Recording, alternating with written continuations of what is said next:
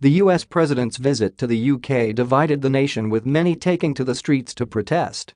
And one Twitter user has suggested that the Queen herself was conducting a protest of her own with the choice of brooches she wore during Donald Trump's time in England.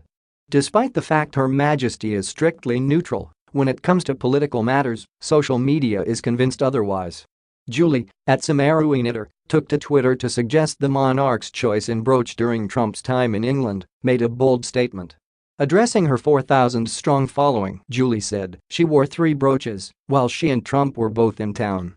The day he arrived, the day of the banquet, and the day she actually met him for tea.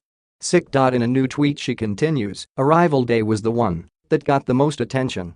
That day, she wore the brooch the Obamas gave her on their last visit to England. That by itself is amusing enough. She wore a brooch the Obamas gave her. But it gets better. It's not an American brooch, any would be funny. She chose this one. This one was purchased out of pocket by Michelle and Barack Obama and given to her as a personal gift. According to Her Majesty's Jewel Vault, the small green flower brooch was selected from the vintage selection at the Tiny Jewel Box jewelry store in Washington, D.C.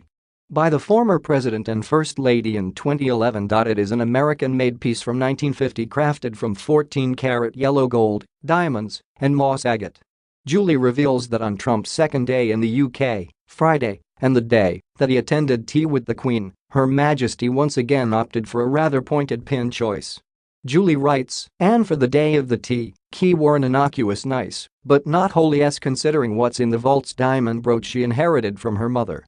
Jewel watchers nearly died because it is the brooch worn in the famous 3 Queens in mourning photo, worn by the Queen Mum. He rolled up to tea with the Trumps wearing the brooch her mother wore to her father's state funeral.